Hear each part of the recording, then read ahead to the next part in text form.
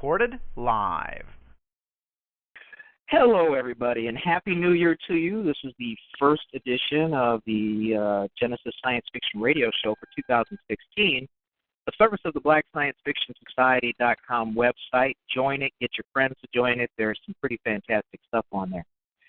My name is William Hayashi. I'm your host, generally speaking, and today our special guest is Tyrone Jackson. And he's again one of these multiple threat kind of guys.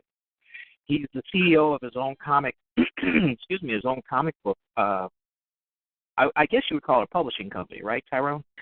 Yeah, it's a publishing company. Yeah, and a writer on his own. And you do your art? I'm sorry if I. Yes, I do. I do a lot of my art, do a lot of my own designing, and but I have brought people on. I do have people on there. There you go. And I've known Tyrone for a few years now. He puts up some pretty creative things. I'm happy to have you here. Welcome to the show. Thank you. Glad to be here. Glad to be on the show. So, and for people who don't know, where are you coming to us from? I am coming out of Colorado Springs, Colorado. And your weather? Weather right now is snow everywhere. How much did you get? I think today we got about an inch and a half. I think yesterday we got about 2 inches. So I mean, it's not incredibly out the way. We've had worse, but I just don't like it because you have all those individuals who, they're Colorado born and bred, and they think they can drive in the snow, and they're the ones causing all the accidents. So yeah, so I got to look out for. I'm not saying this to one up you or anything, but a friend of mine, she lives in Green Bay, Wisconsin, and they had 13.2 inches of snow last week. That's a lot. I know we've had it here in Chicago, and I've gone through it, but just to say that's over a foot, over a foot of snow overnight. So that would suck. Yeah. Let's get some of these easy things out of the way. We have started a new year. We're 8 days into it. It's January 8th edition of the Genesis Science Fiction Radio Show. Do you generally do like resolutions, New Year's resolutions? I used to do them a lot. This year, right? I kept it simple. I'm just like, I got stuff to do and I need to do it. No, I mean, that's good because a lot of people set themselves up for a certain amount of failure, and at least from a psychological perspective, not so good, because if you make that resolution, I'm going to lose 20 pounds in the first 6 months of the year, and then if you don't do it, a lot of people feel like it's a failure. I want to lose 50 pounds by next week. Now that's a goal, not a promise. I'm smart enough to know that I'm not going to make that. Exactly. But are your kind of your look aheads? I don't want to call them resolutions, but are your look aheads mostly business based or personal on a personal level? Generally, what are you looking at for when you go transition into a new year? Well, mostly this year is heavily business based. As far as personal, I've just I want to get back in shape. I've been out of the military about 2.5 years now, so I kind of got out of shape a little bit. So mainly right now is to get back in shape, which I'm sticking to because I know what to do to get in shape and everything. But mainly it's business based because just for 2016 got a lot of stuff to put out before MechaCon in September. So I'm gonna be incredibly busy working with individuals like. I'm working with Thomas and a lot of other individuals that are helping me out and everything to get these titles out there. So mainly everything's business based to get all this stuff, get the ball rolling, and get everything out. So it sounds like you generally have a good focus and you know exactly what you need to do. Let's go back a little bit. You're in Colorado. Did you grow up there? No, I did not grow up here. I grew up in North Carolina. I'm from the East Coast, Southeast. So I grew up in North Carolina. Yeah. And what brought you, to Colorado? Or let's go back even further. Okay, so you're growing up in North Carolina, right? Or did you say right. South? I'm sorry. North Carolina. No. I'm old. I can't remember. I got CRS disease, and you know what that stands for. That stands for can't remember. You know what? Yeah. But okay. So you're growing up in North Carolina. Did you spend most of your earlier years there? Were you in school there? Yeah. Most of my earlier years, I was there. Then we ended up moving to Miami, Florida, and I was there for about 2 or 3 years when I was young. Well, actually, all of the moving since I'm a military brat as well. Lived in North Carolina for a bit, then lived in Germany, moved back to North Carolina, moved to Miami, back to North Carolina, and that's where I spent the majority of my time, just moving around in North Carolina. So. And while you're doing all of that, I mean, we know the stories about kids who have who feel displaced. They don't feel like they've landed someplace, and right. the things about not making friends and stuff. Were you at those earlier years were you caught up in your creativity at that time? Was something manifesting itself, or was this something that happened a little later? I would say I got caught up in my creativity at a young age.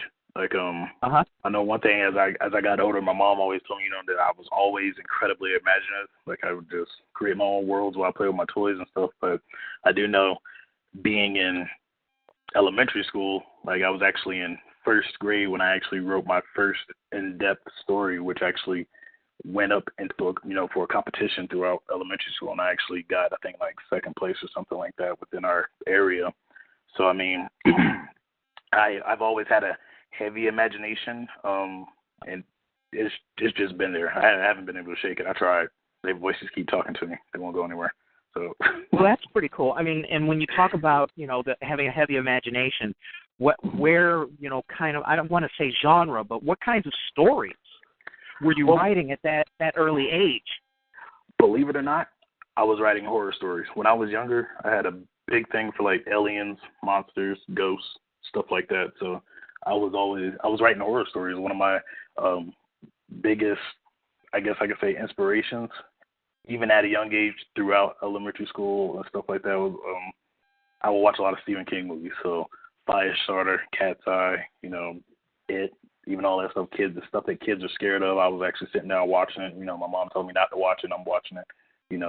Was a big was a big Outer Limits fan, a big Tales from the Crypt fan, big Twilight Zone fan. So I was, really caught up in all that stuff. And the first story that I wrote was kind of like my version of like Invasion of the Body Snatchers type of deal, which is another movie that I like.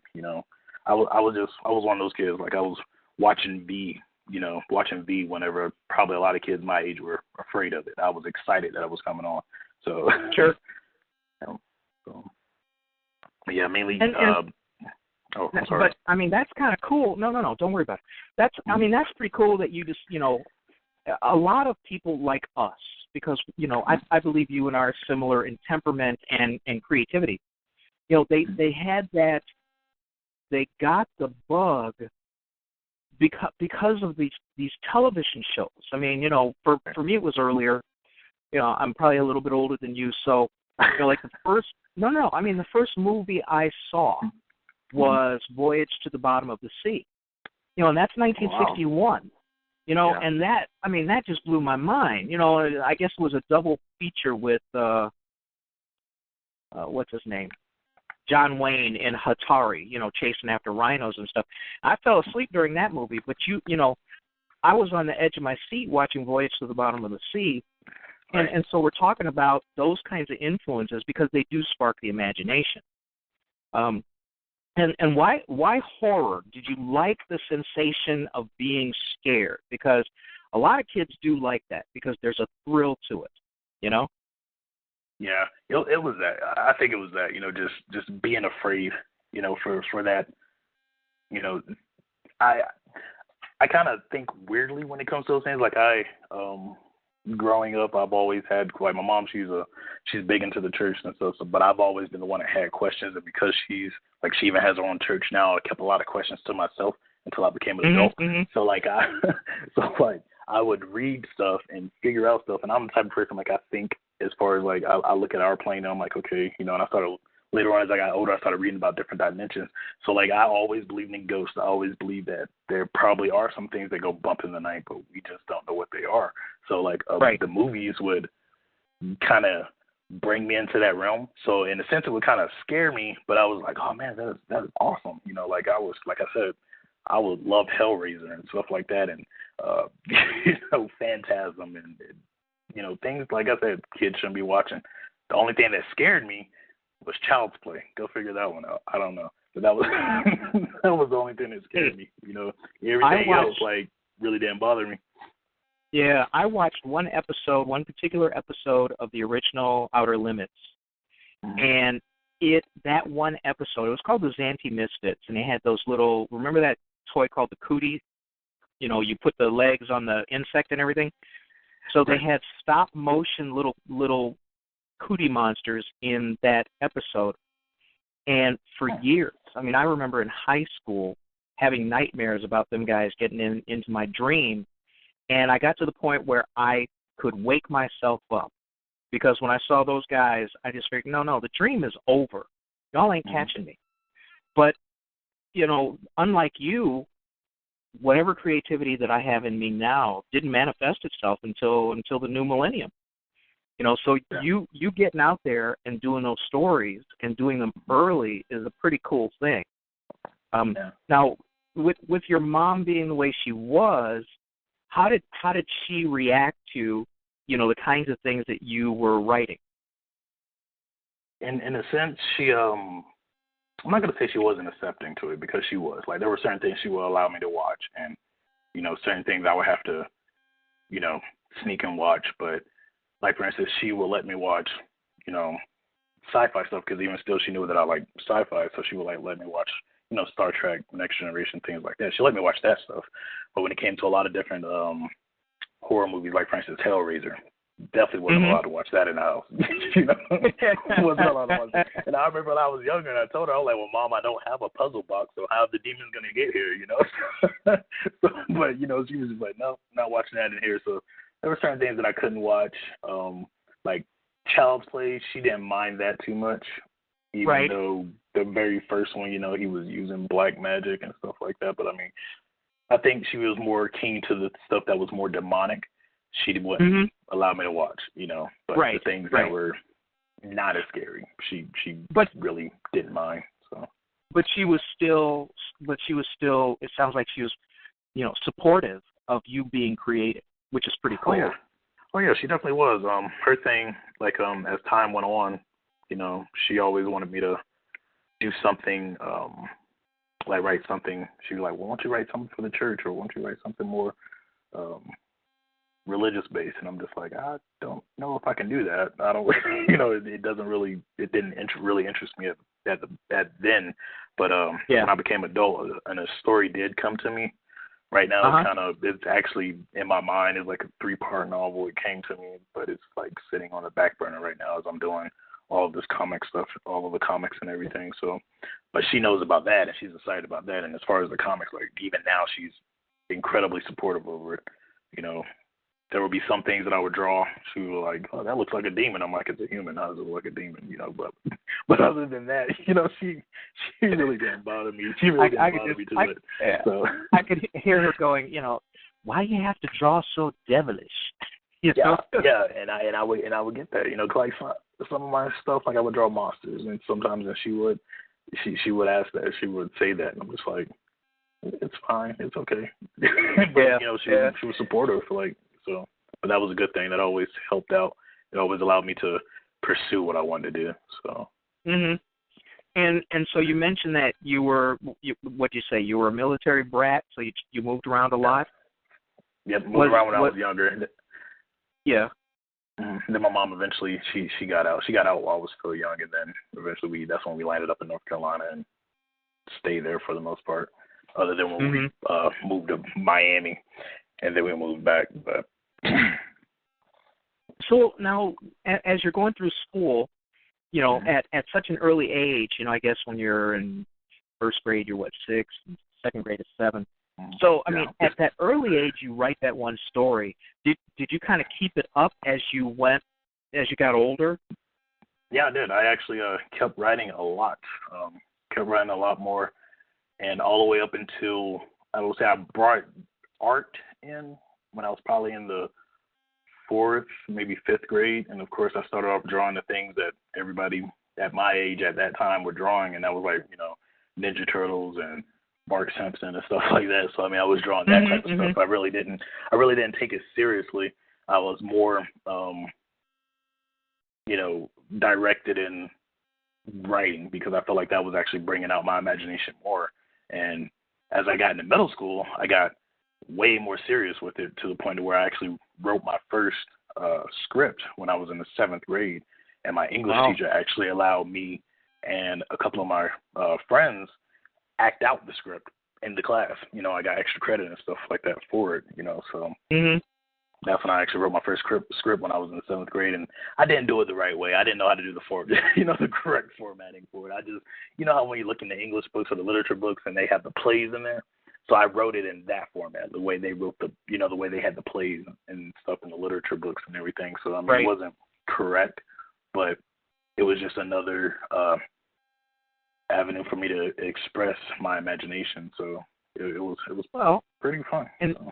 And to be honest, it was a learning experience too, which is, I mean, that's the most important part of that, because, you know, you're in your formative years, you're actually learning skills and talents. You know, you're increasing talents that are going to pay off later on. You know, I was a passive, I guess, you know, digester of science fiction. You know, I read a ton of books. I also like the TV shows, the movies. You know, there was, you know, the Star Trek. There was, you know, I thought of Mission Impossible and looking at all the stuff that Greg Morris was inventing, you know, for that. You know, all of those kinds of things really did fire up my imagination, but I never got creative until like 2001. You know, that was the first time I wrote anything like that. So, you know, to have that drive at that age, I have nothing but respect for that. And then let me ask you this: when you got, when did you join the military? Had you gone through college, or what happened? Well, I went through a year of college. I actually split up. Split a year, and the reason for it is the first college I went to is now they're known as Chowan University, but they were called Chowan College. They're from Murfreesboro, North Carolina, and I actually got there on a sports scholarship. It was kind of a mixture of sports scholarship, art scholarship, and also academic scholarship is how I got there. So I got there as a freshman. I was on the football team. I was the only starting freshman, but I was starting as slot back. In high school, I played running back, and but I was in their graphic design. That was my major then, because when I was in high school, I kind of changed gears a little bit, and I got into cartoons and anime and stuff like that. So I actually created my own character / universe of my own type of anime type characters, and they were, in a sense, it was kind of like I would say I won't say a knockoff of Power Rangers. They probably could beat the Power Rangers if they ever got in a fight with them. I'm just saying, but it was similar to that. That's the first time I ever put designed a giant robot. I had drew all all my characters, drew the robot. It had the vehicles for the characters, and I actually wrote. I still have the script to this day. I actually wrote the first movie, which I don't have that script anymore, unfortunately, but I have the second movie script, and I was actually reading over that the other day. It's horrible compared to what I can do now, but my first half, getting back to college, my first half I was at Chowan, majored in graphic design. I ended up leaving because the school upped their price, and then I went to North Carolina A&T, and while I was there, I was at North Carolina A&T for the second half. This was around the time that, I was at Chowan when 9/11 happened. I was at A&T that January to May, and that July I went and enlisted into the military. Initially, I was going to go into the Air Force because in high school I was in Air Force ROTC. And when I went to A&T, I was in their Air Force ROTC program there at the college. I got, brought into that because I figured, do college, get out, go in the military as an officer. But I decided just to go in early. And I ended up going in the Marine Corps. Mm-hmm. Well, Mom didn't like that too much. She actually took me outside, and when I was there and talking to her, she was like, "Are you sure this is what you want to do?" And I was like, "Well, my granddad retired a Marine." I was like, "She was like, but you don't want to go in the Army?" And that's what my mom was in. I'm like, right. "No, I don't want to go in the Army." Lo and behold, 4 years later, I was in the Army. But right. but yeah. Aren't Marines the tip of the spear? Is that not one of their nicknames? Oh yeah. We're the first ones in, last ones out usually. The only branches. Well, I won't say we're the branch of the military. We're Department of the Navy, but we're the only ones that can actually move into a war zone without the government having to say yay or nay. The president just comes down and sends us in. So my first deployment was we were in country with under 24 hours. It was kind of weird. So it was really weird. We were actually in country in less than 24 hours. It was crazy. So. Mm-hmm. Well, I mean that's a pretty. I mean it's a very diverse resume, and you say to yourself, okay, I could see why you did the military thing. There are benefits to that, in terms of education, but also coming from a military family, it does make a certain amount of sense. There's no mystery to that. Now, when you were in the military, was every all the creative stuff, the writing, the art, all of that, was that kind of on hiatus? My art actually took a hiatus. In 2002, I stopped drawing at all. Like I didn't draw anymore. I would sketch here and there, but I wasn't as serious with it as I was when I was in high school and middle school. My writing, I would say I took a hiatus from that for about. Actually, I think my entire time. No, not my entire time. I take that back because when I was deployed, that's when the idea for the story that my mom wanted me to write came to me. So I started writing that a little bit while I was in the Marine Corps. Things really didn't kick back up as far as writing and drawing until I got into the Army, and I started writing heavily, on my 15-month deployment in Iraq because that was just crazy. And I didn't start drawing again until about 2010 is when I got serious about drawing again. So I just really picked up the drawing pen, 6 years ago again. And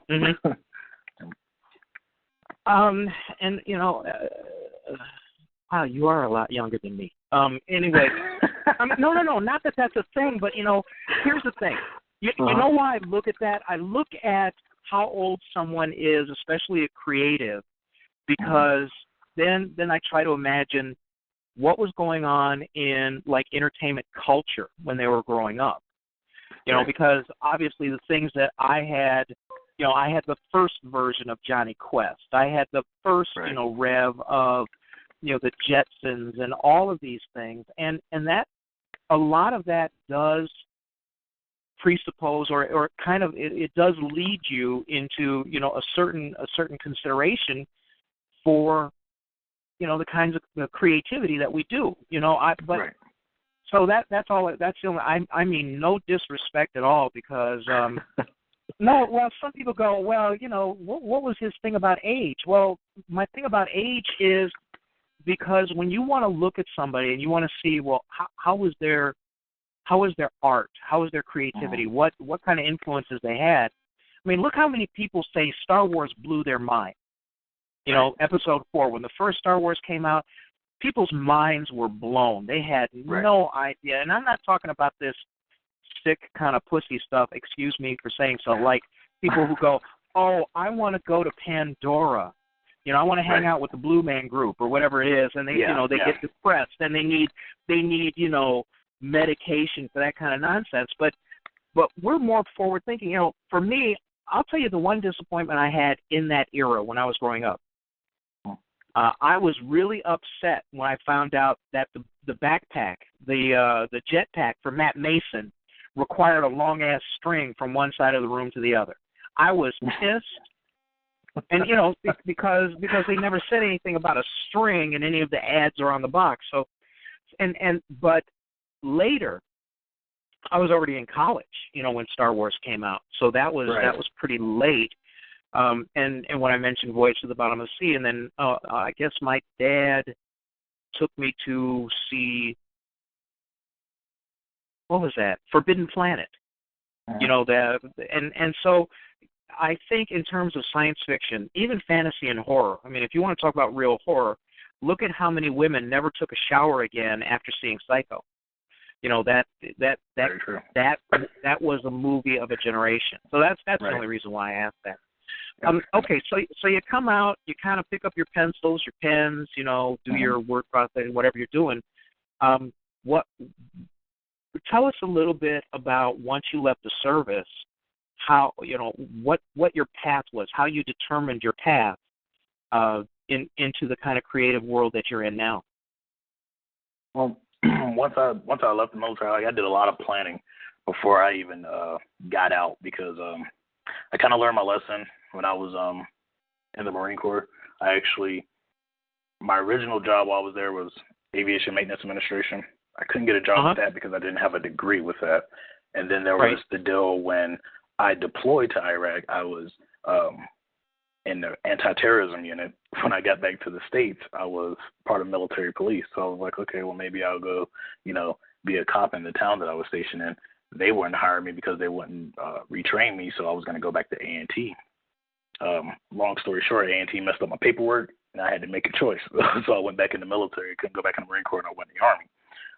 So when I went in the Army, I was like, I'm good with computers. I've been good with electronics since I was, and just since I was in middle school. So that was another one of my, geek sides.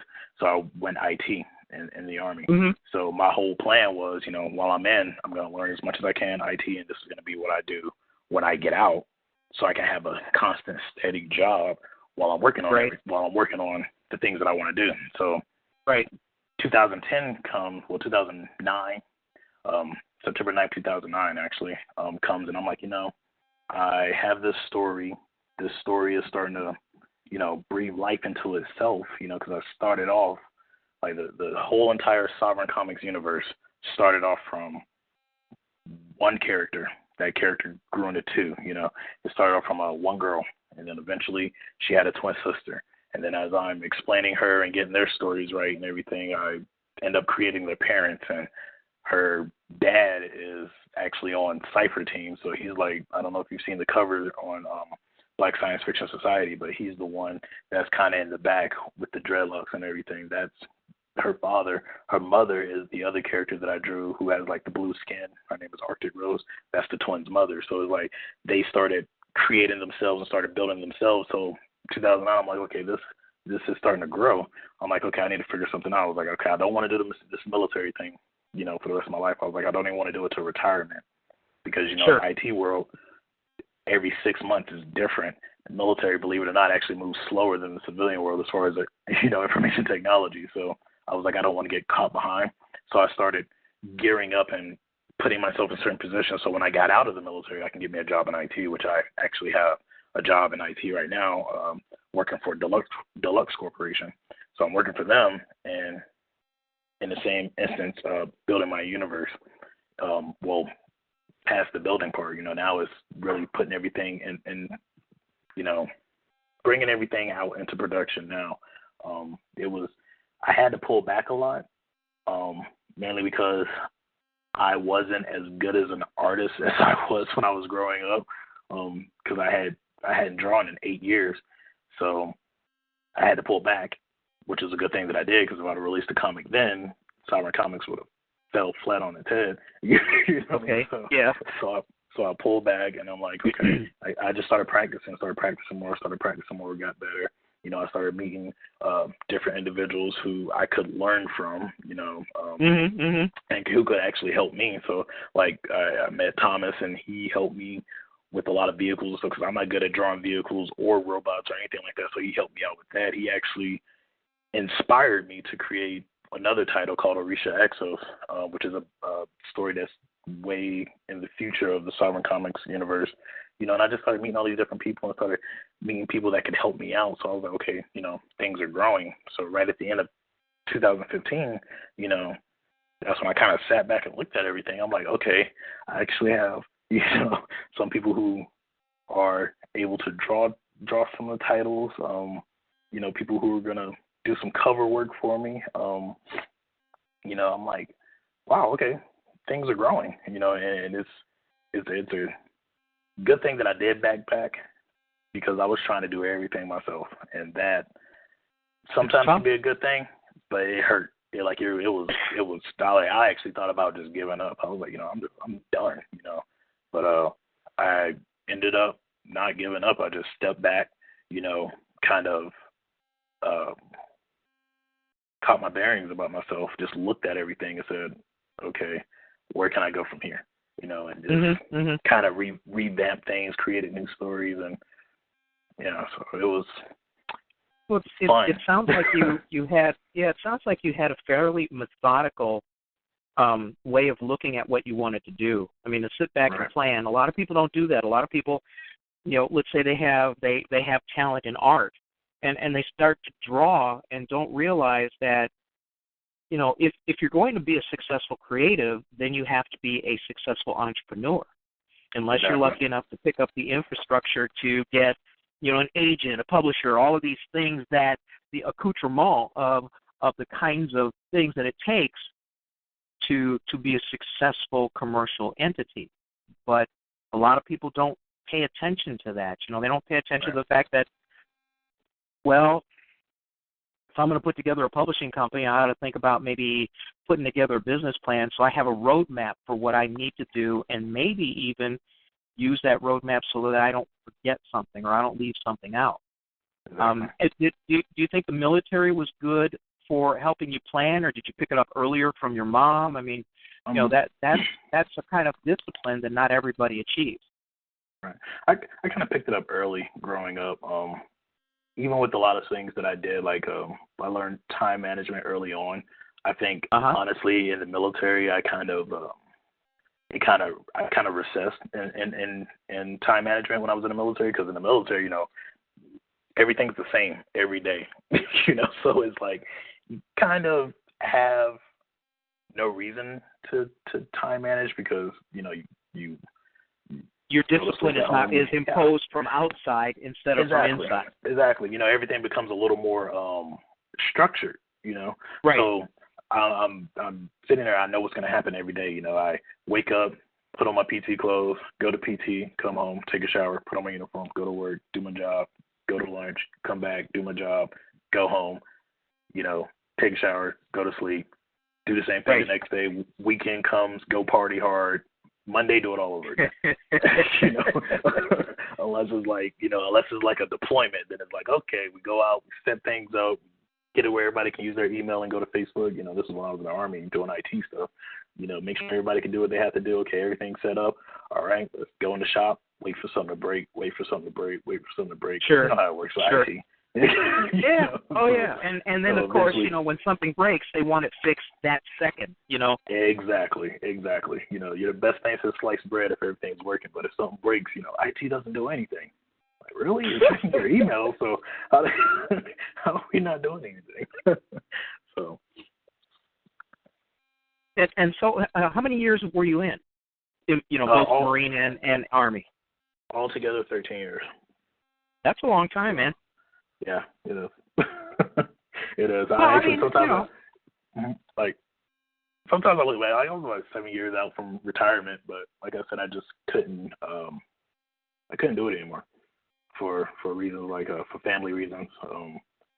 Sure. In a way, I was about to go on my 5th deployment, and I was like, I can't do that anymore. What kind of woke me up in that sense. I was on my 4th deployment, and we left out in March. My son was born in May. I was trying to get him to let me stay home so I can see him born and then head out. they were like, no, you're going. So I went out, set everything up. You know, I was the communication security, person, head person and everything. So I got all that set up. They sent me home. I got to see my son born. Went back out to the dirt, back out to Iraq. And when I came home, he was 10 months old. And I'm like, he's looking at me like, who are you, dude? And I'm just like, yeah. Well, I mean, that's a huge consideration once you have family like that. Yeah. And so you come out, you get into the IT field, right?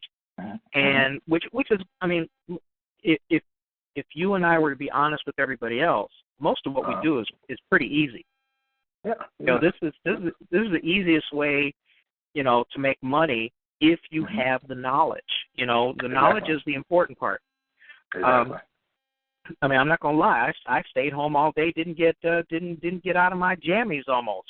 But there are days. No. But like last week, I'm at a school.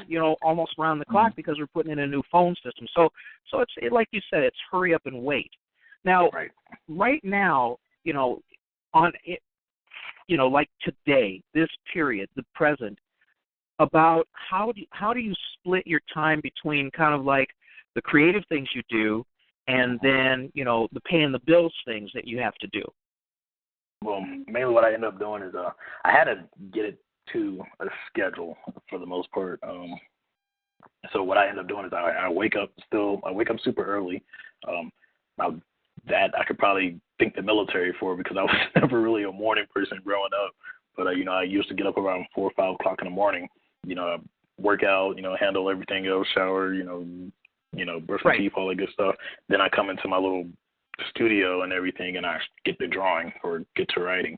And then, then it's time to go to work. I, grab my bag, which has I have some art books in my bag. I have my Surface that I carry to work with me all the time because, I have that because I now pretty much fully went digital now. So I draw digitally. So if I'm at work and I get a break, I'll draw.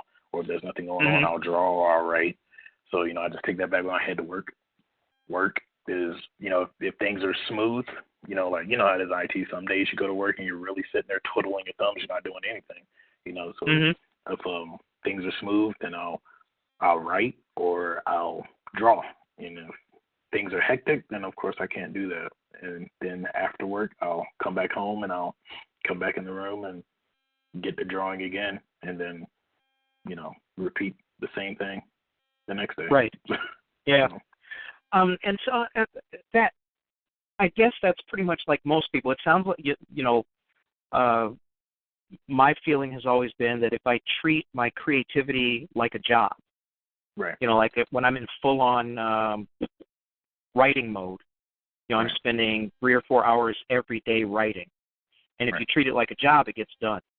And you're able to at least bring the tools of your craft with you so that, downtime sounds like it's very productive time for you because you can jump right back into whatever it is you were working on that morning. Is that right? Right. Exactly. Yes, I remember to move it over to the thumb drive and take it with me.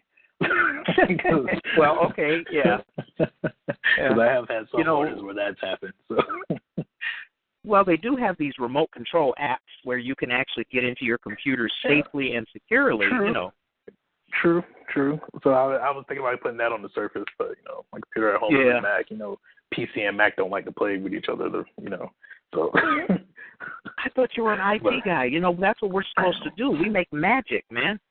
Oh yeah, I make it happen. Everybody looks at me like, how do you do that? So, but my favorite thing, just between you and me, was I have a MacBook Pro, and then I love when people see the Mac, and then they go to look at what's on my screen, and I'm running Windows on there, and they're going, how are you doing that? So it is. There's a lot of fun in the industry. Okay, so let's back up to. When once you got out of the service, you said you did, you looked at what you wanted to do.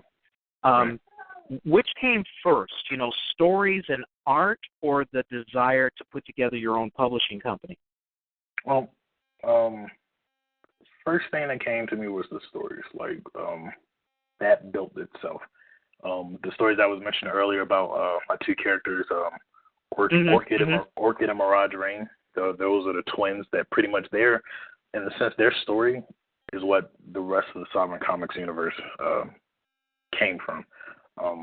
Pretty much how their story works is like they're two twins. They're from the future. However, they're in a sense they're kind of orphaned in a sense. They've had a dark past. Their mothers, no longer with them. Their dad is.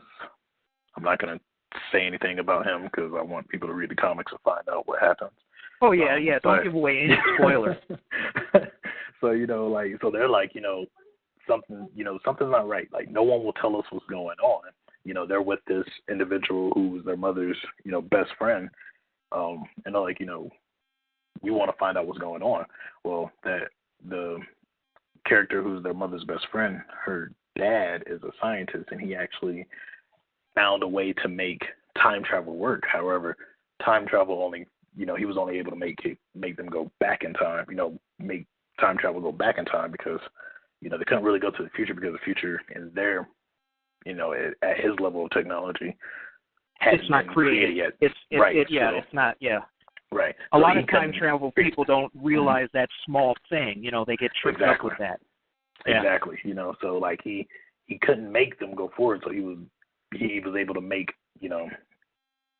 time travel go backward. Because of his creation, they ended up creating this organization known as Rift, and that's pretty much what they end up calling it. Instead of calling it time travel, they call it rifting.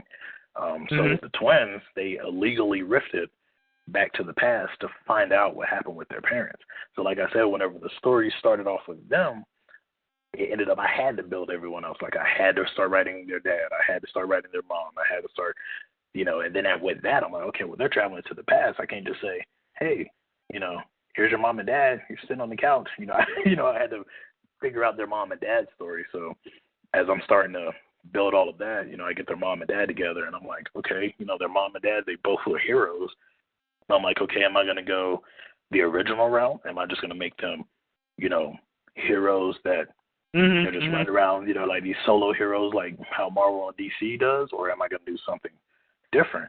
So I started looking into other ways of doing stuff, and like I think around this time when I was writing their story, that's when the whole Civil War thing with Marvel was going on. So I'm like, okay, they're fighting about having to register their powers. I'm like, okay, I can see the good and bad in that. I'm a Libra. I can see the good and bad in everything. But so I'm like, I can see the good and bad in that. So when I created my story and started building the Sovereign Universe, I was like, you know what? I was like, I'm gonna make it mandatory. I'm like, but so it doesn't seem like it's a big dictatorship. I was like, this is the reason why it's mandatory. And so I ended up creating an organization known as Temple. Temple is like they're the head. They pretty much they have their own country. They are the government for anybody with powers.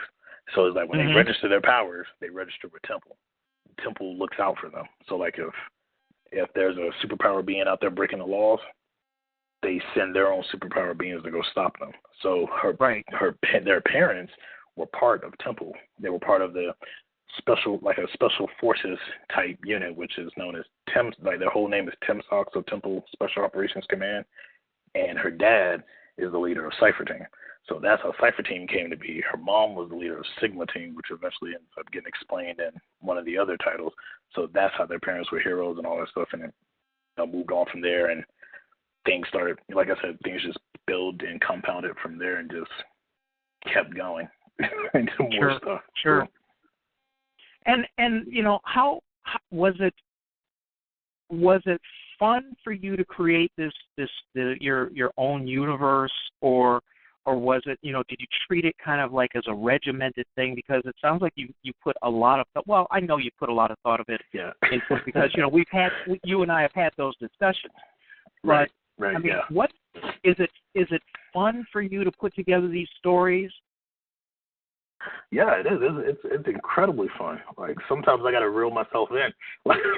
like right now, I'll just tell you how far out I've thought. Right now, as far as Sovereign Comics is, we have a total of 10 titles that I have that are going to be eventually going into production. This year is going to be 5. Next year is going to be the other 5. And then I actually have 2 more titles that are sitting kind of on the back burner.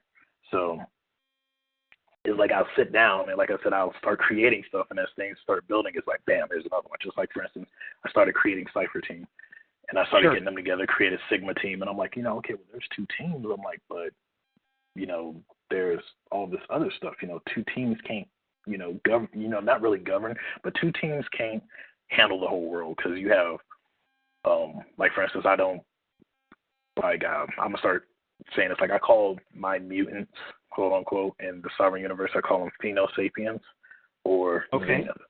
So 2 teams can't govern every Zenith or every Pheno Sapien that's across the entire world. So I started creating more teams. That's how Stars was created. So they're a team that's part of that faction, even though they're solo. They're what they consider solo heroes in the Temple registration, because they're also rock stars in the daytime. So they're rock stars in the daytime, heroes at night. So they're like, we can't be attached to Temple, because then people figure out who we are.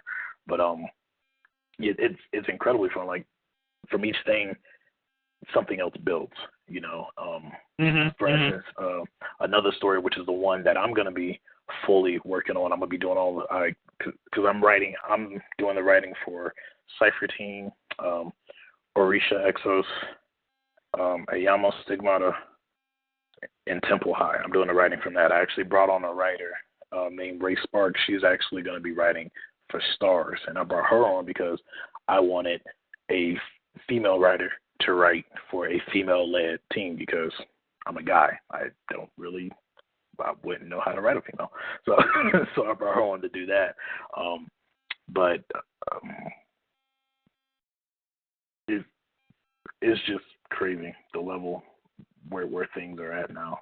So, well, it sounds like you're putting in a lot of effort for not necessarily realism, but for good storytelling. To have the awareness of the fact that, well, maybe you're not the best creator of female characters and female themes.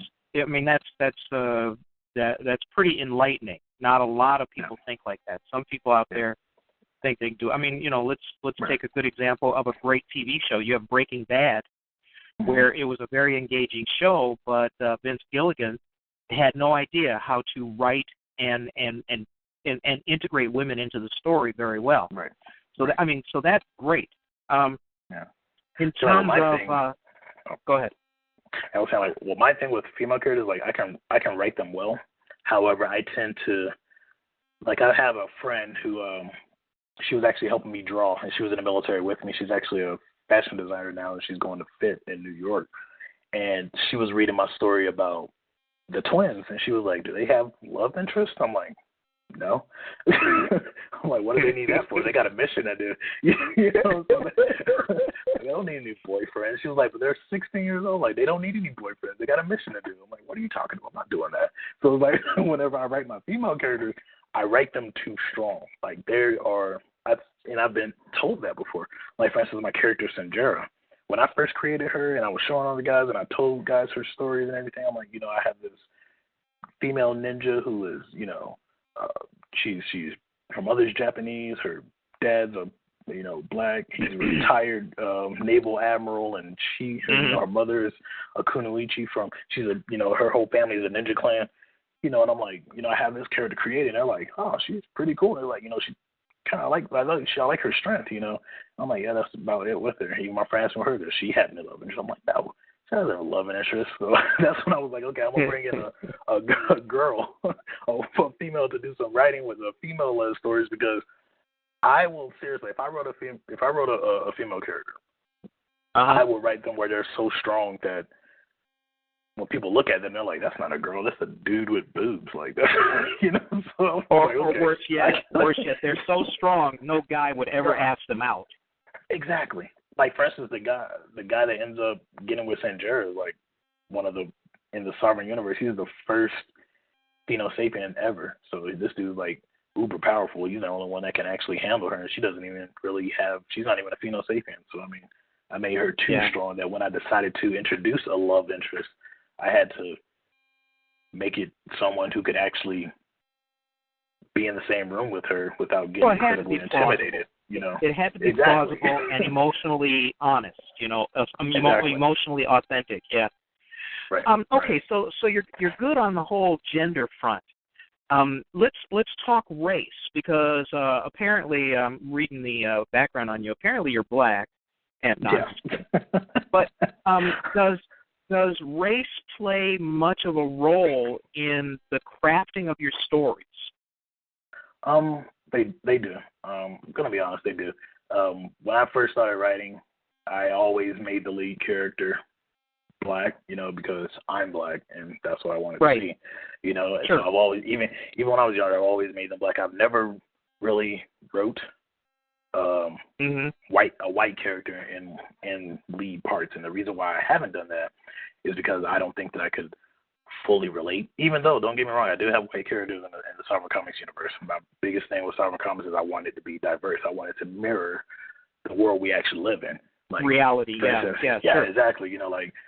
I'm not going to have it to where all the superheroes are black, because that's unrealistic. I'm not going to have it where all the superheroes are white, DC Marvel, because that's unrealistic. I'm not going to have it where, like I said, I just make it diverse. But a lot of the lead characters that I do write, they are black, because I can relate to black, being black. That's the reason why I've never been angry with Marvel or DC. I've never expected them to, they need to do more black people. I never expected that, because I'm like, okay, you got a bunch of white guys in a room writing the story. They're going to write what they know. Like, you can't force someone to write something they don't know, so that's why I've always done it. I've and always those just complaints wrote what I know. Yeah, those complaints are always out there, and it's true. You figure African Americans make up, 12 to 15% of the population, so that's 1 out of 8, and you would certainly like to see more diverse writing. Obviously we've got the whole brouhaha with Star Wars, and the fact that this year's crop of Academy Award nominees are all white, or at least they're going to be. So you've got that. I don't know about the whining myself. Okay, I am very ambivalent about that. My first instinct is to tell people, shut the hell up. If you want to see something different, write it yourself, or find somebody who's writing already, and uplift them so people see their stuff instead of bitching and complaining and exactly. First of all, that doesn't do anything. It's weak. It makes people sound weak. It's like, I can't. I don't like that this guy is, I don't like that Tyler Perry's always wearing a dress. I don't like. Well, okay, we'll do something different. And I talk about Tyler Perry not having very deep, scripts, but the dude has found low-hanging fruit. That's the other thing. The universal grease in creativity is money. And people can lie about that or say whatever they want to say that. But if something is written in a way that doesn't make money, it's not going to be around for very long. Right. Very true. And so that's the other thing that a lot of creatives don't seem to tap into, at least in my opinion, is the fact that what they have to do has to make money. There's a lot of people out there who claim, I don't care what people think about my writing, I write for me. And so I go, okay, so what you're doing is you're doing a blog, or you're doing your diary. That's what you're doing, and of course everybody would like to get some validation and acclaim for their creativity, which brings me to my next question with you is, for the things that you've put out there so far. I mean, I like your art. I've told you I like your art, but what kind of feedback have you been getting generally since the early, the turn of the century, when you really started, kind of quantifying where it is you want to go creativity, and from I would say a financial point of view too. What kind of feedback are you getting from people about your work? Well, in some cases, I do get positive feedback, like from family and friends and stuff. I do get truthful feedback, like, like which I fully accept. You know, like for instance, my friend that I had in the military, she would tell me all the time. She's like, "Okay, your anatomy's horrible." But when I was getting back into it, she's like, "Do this, read this book, try this." You know, so I used to get, I get positive feedback, and then I get, truthful feedback. However, in some cases, I don't think I get enough feedback or enough people saying anything, and that possibly could be my own fault because I suck at marketing. Well, that is the challenge. The challenge is getting the eyeballs. Yeah. Right. So I don't think that I get enough of what I could possibly get.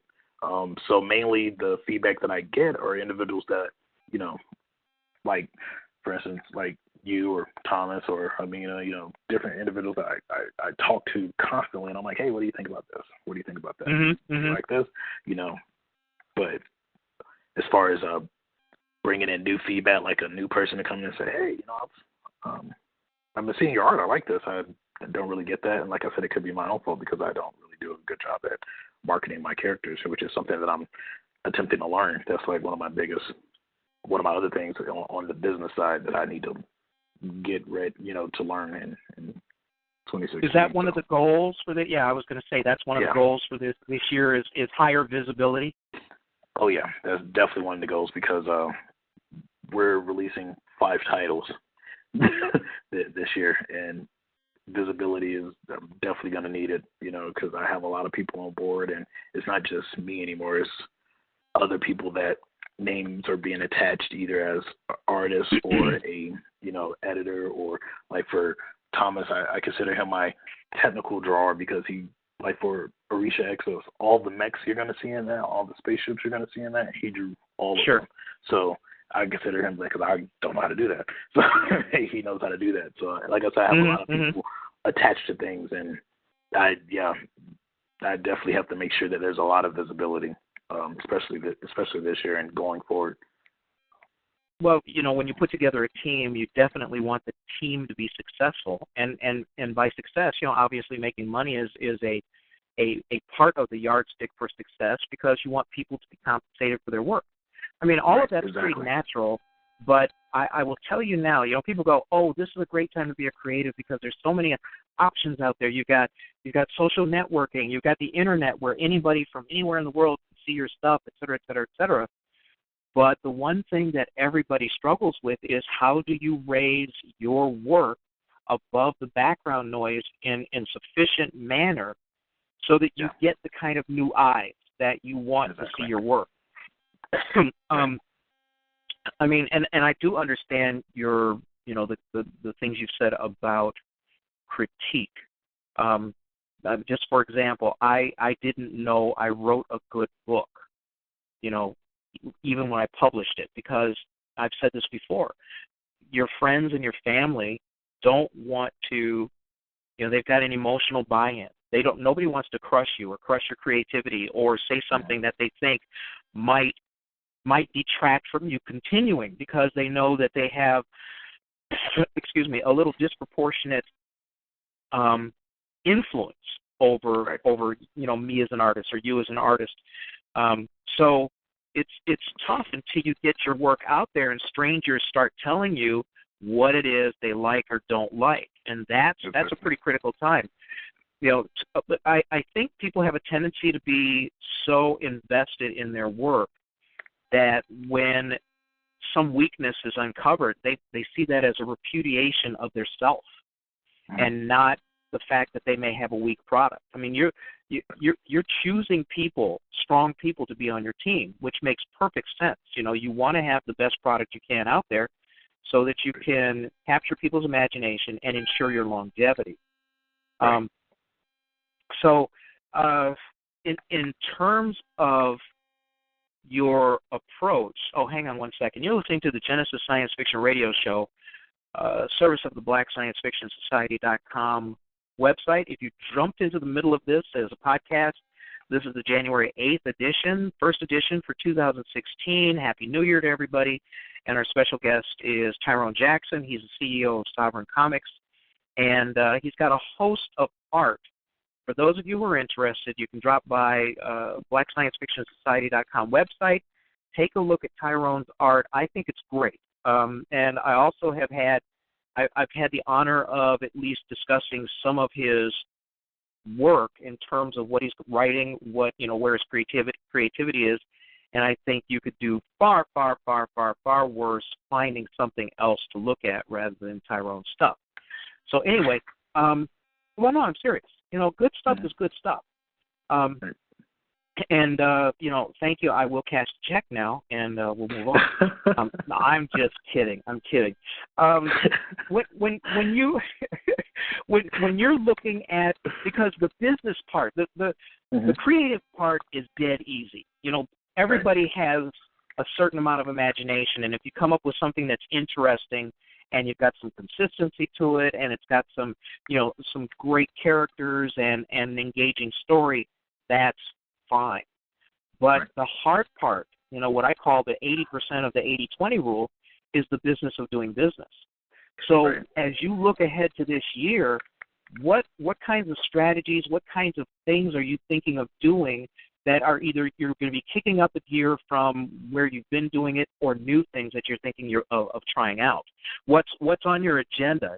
Give people an idea of what you're thinking about in terms of, I guess, getting your brand out there, increasing the awareness of the public of your creative products. Well, one thing I'm going to do is start using my social media outlets a little more. I actually have a YouTube channel. Last year I did some speed paint videos, so I'm going to get back into that.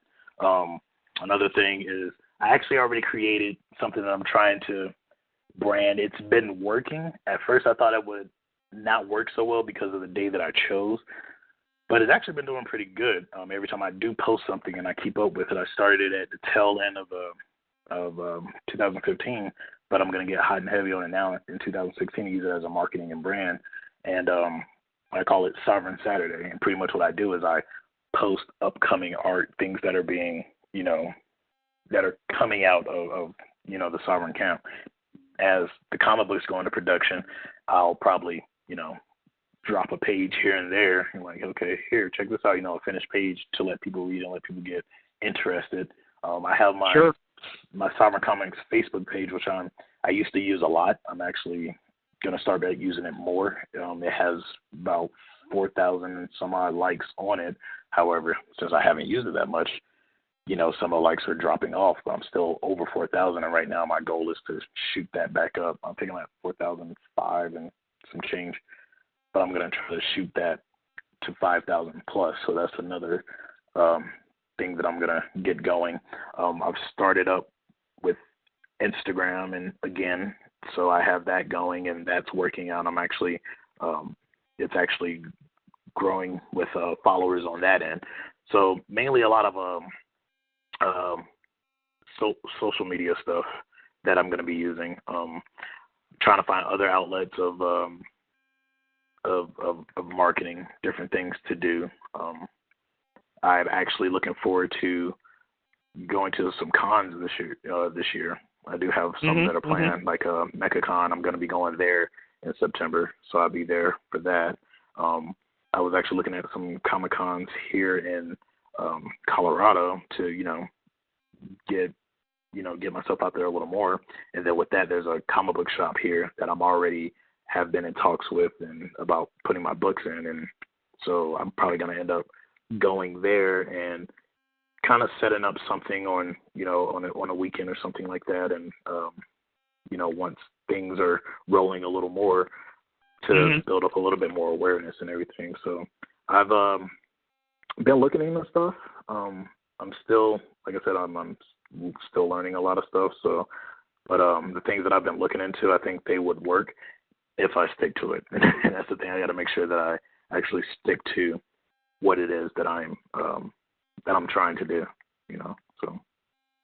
Yeah, at BSFS, Penelope Flynn was castigating me a week ago or so, saying, you really have to put up a Facebook page for your dark side work, because even if you not a lot of people find it at the beginning, it gives a place for other people to find it, because there's an expectation that if you want to do commerce or you are doing creative things, that's an easy place for people to find you. So I'm going to break down and go ahead and put something up. I haven't done it so far because it's far too easy for the authorities to find you when you're on Facebook.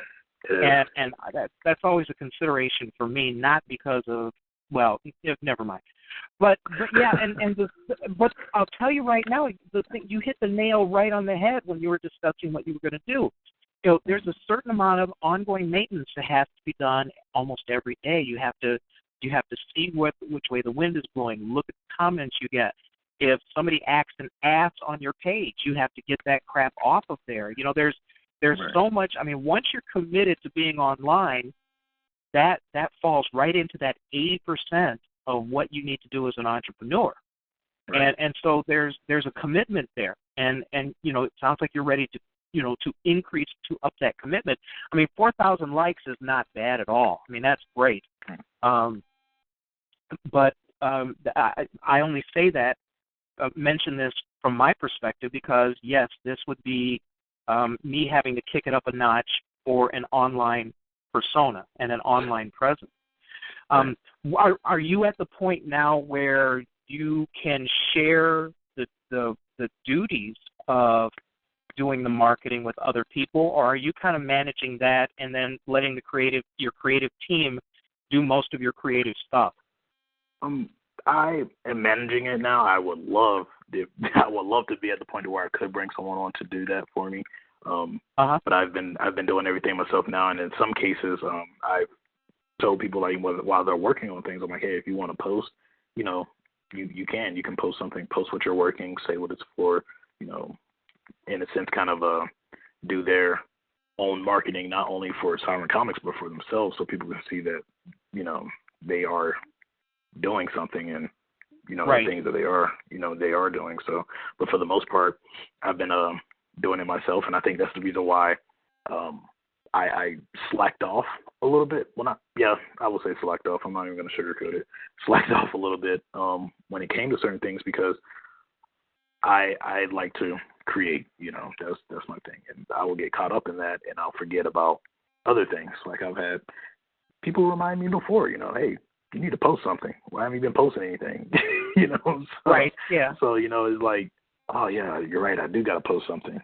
So, but I think it would definitely be easier if I had somebody on board to help out in that aspect. But I think eventually I'll be able to get to the point to where that can be done. So. Right. And so it sounds okay. You get up in the morning, you do some creative stuff. You come home at night, you do some creative stuff. It sounds like you're working about 4. You can work, anywhere from 4 to 6 to 8 hours a day on your creative stuff. Plus, you've got a family. You've got a job. I mean, there's a whole lot of considerations that you have, even as an entrepreneur, especially as an entrepreneur, in how you're going to conduct your business and maintain other life. Your life outside of the creativity. So there's always that consideration. I would imagine that you probably have great support at home, for doing what you're doing. Yeah, I do. My wife is very supportive, and I really appreciate her for that. Like, she'll let me do what I have to do. She doesn't, get in the way. And even a lot of times she critiques.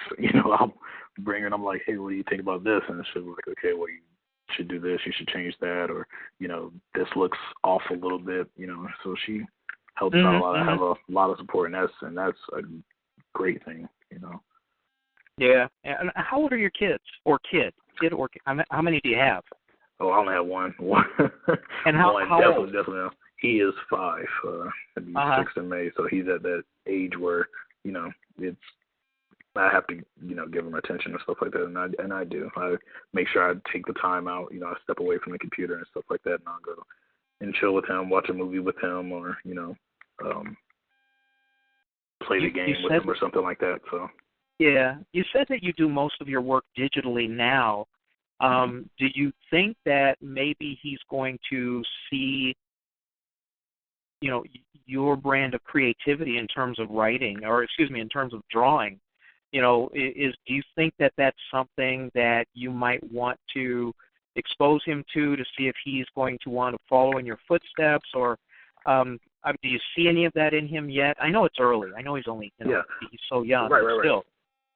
But yeah, actually I do. I see a lot in him. He's very, very imaginative. Like there's been, like I'm, taken aback sometimes at how broad his imagination is at the age that he is now, and so I see it there, and that's what pushes me to do more, because I know now, the imagination that he has now, if I keep, feeding it and keep allowing him to use it, eventually when I'm gone, I can hopefully leave this legacy to him, and I think he'll be able to do great things with it, because there's stuff that he'll like be playing with his toys and everything, and he's created like his own little universe and everything, and he calls them the 4Xers and all this other stuff, and he has like fighting, and he's playing with his little castles and stuff, and he was telling me about it. I'm like, just looking at him, I'm like, really? I'm like, you're 5 years old and you've already created your own universe? I'm like, you got competition in the house, so it's pretty amazing, to sit there and just, listen to him use his imagination, and I don't block him. I just let him do what he does, just absolutely. keep I mean, you don't want to damp that down at all. Is that him? Exactly. Yeah, that was him. Tell him we said hi. Yeah, he was about to show me something that he's that he's playing. So. Well, I mean, that's pretty cool. And if he's starting out that early, I mean, you did a book not much older, or the play not much older than he was. So, right. That's kind of a cool legacy to be starting. It's not even to leave it behind. It's like,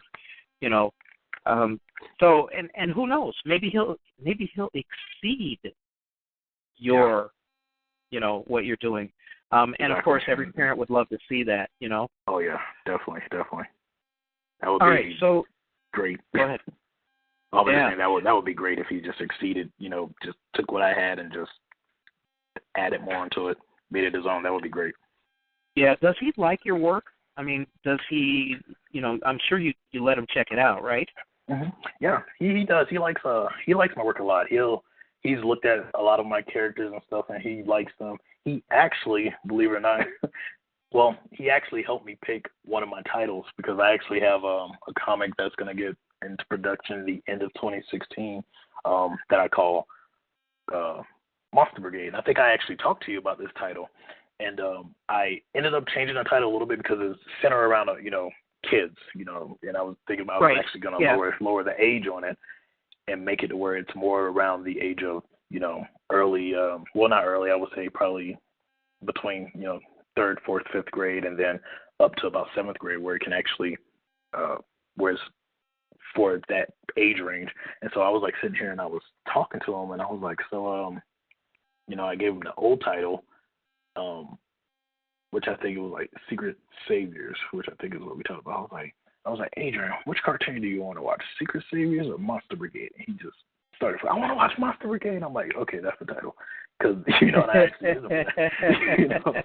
I'm like, all right, that's the title. I was like, okay, because if he hears that and he hears Monster Brigade and he's like, oh, I want to watch that. I want that. I'm like, okay, well, if he's getting his attention and is grabbing him like that now, I'm like, he's going to grab other kids when they see it come out. They're like, oh, Monster Brigade, I want to read that. So I was like, okay, I'll go with that, and he helps me out with some things. Like I run into a brick wall, I'm like, hey, what do you think about this? Get that innocent child truth.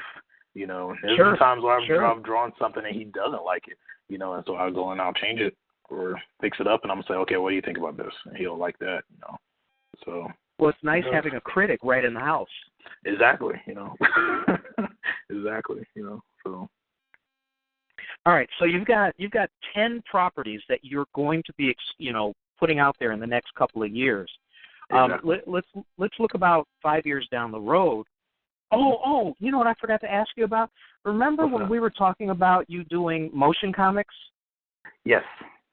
Have you given any further thought to that? And I'm not, because that seems like it's wide open. I'm sorry, go ahead. Yeah. Yes, I actually have looked into that more. And actually, when it comes to motion comics, Amina, she's actually, I've been talking to her a lot about it, and she's probably going to end up helping me. I know she was gave me an assignment to do a while back that I hadn't done with some animation, and she's actually helping me learn animation a lot more.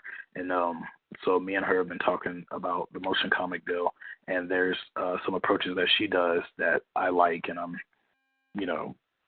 gonna get her permission to use or to Sure. go about things the way that she did them with her comic that she's working on. So yeah, it's definitely gonna get done. I was pretty excited about that idea. Mm-hmm.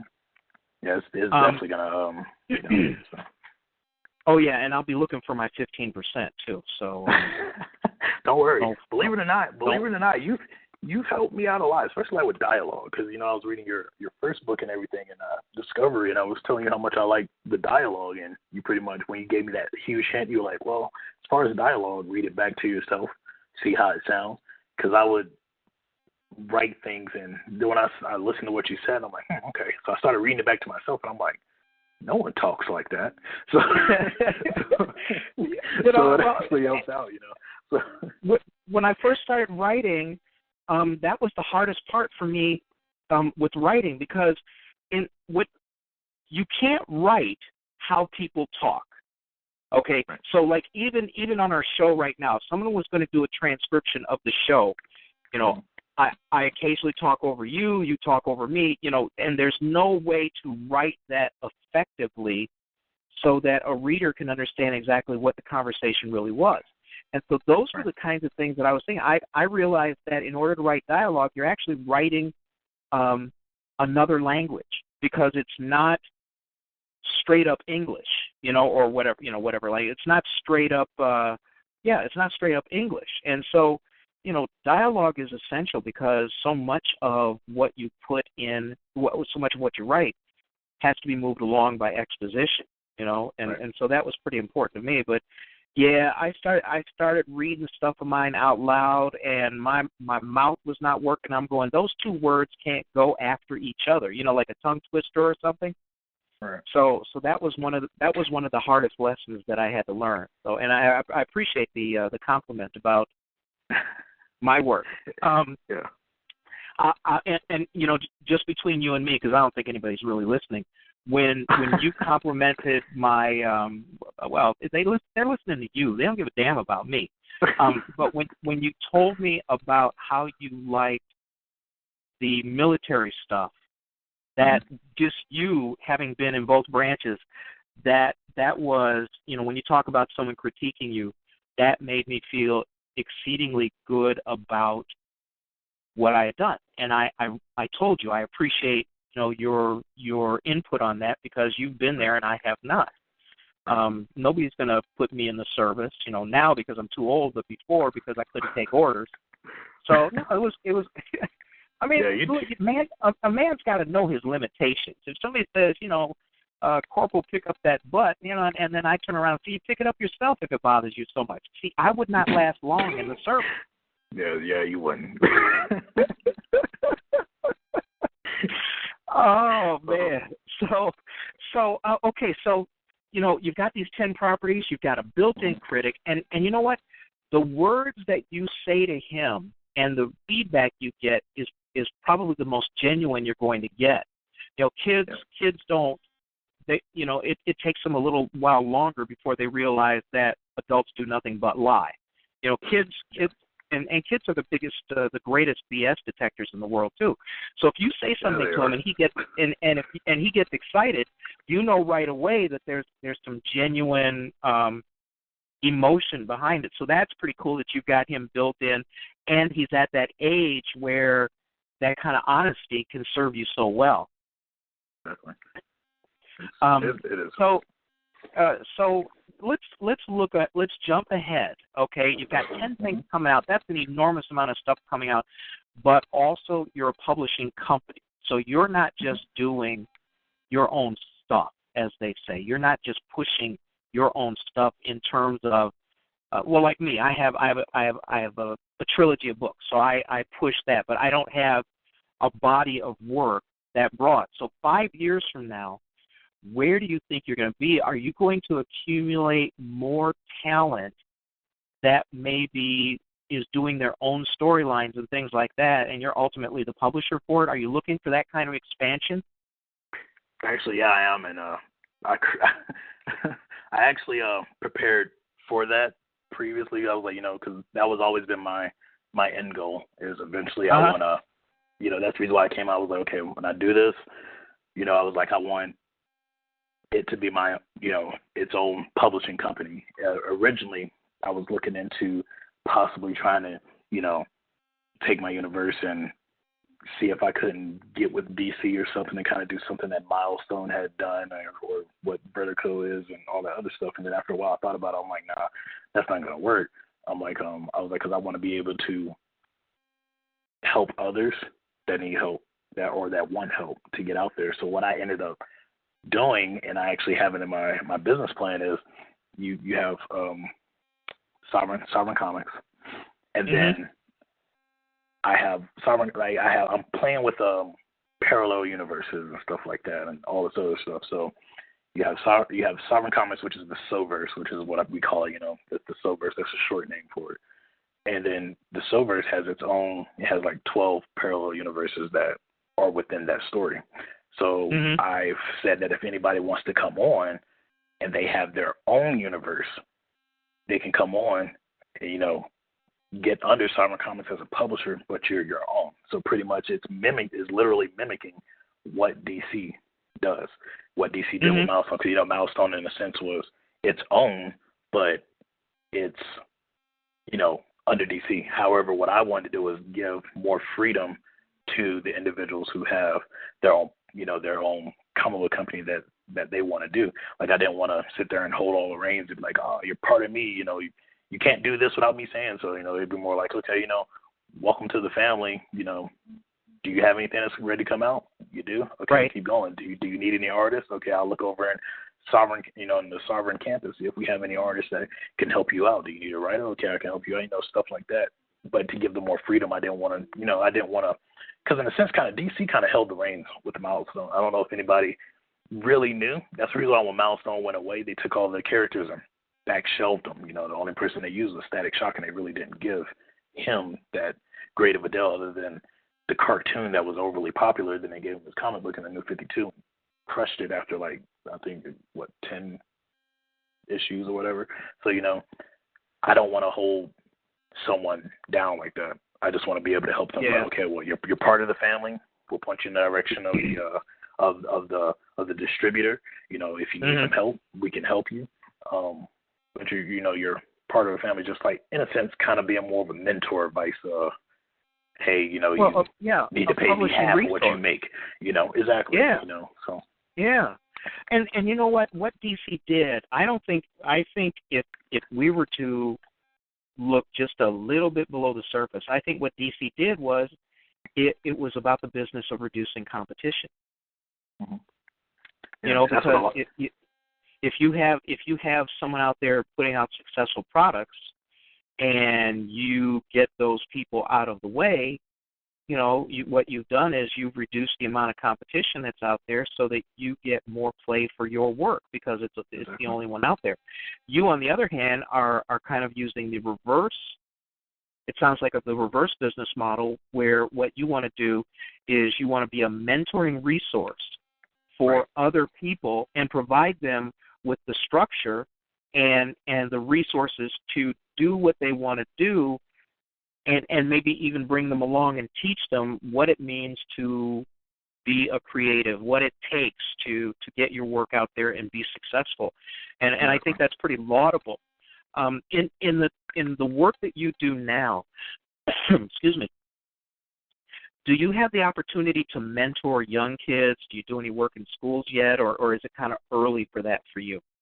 Not yet, but I do eventually want that to be a goal. Because one of my other goals is, I have a lot of goals, but you got to if you want to try to build an empire. So one of my other goals is I eventually want to get to the point to where I can start a nonprofit or start something that's part of Sovereign Comics that actually goes into areas where there's low income schools or like for instance, for me, I went to a country school. Like we had a graduating class of 83 people, and we were predominantly black in the middle of the country high school. So sure. we really didn't have a lot of stuff. Like we had one teacher who was really good with computers. That was her outside job other than her being a teacher, and she brought a computer engineering class there. Then we had an art teacher who was really good, and she was the one that helped me out. And then I had another woman who taught me how to do copyright and stuff like that. However, I wasn't the only creative there. There were a lot of other people that like to create, and whether it was music, whether it was art, whether it was writing. One of my other friends from high school, she's a well-known painter now. She has done a couple of shows and everything, and she got out there and made it. But there's other creatives who didn't. So my thing is, like, I want to be able to go back to those schools and be like, okay, if this is what you want to do, this is how you copyright, this is how you trademark, this is what you trademark. You can't trademark this. If you're going to copyright, you have to copyright this.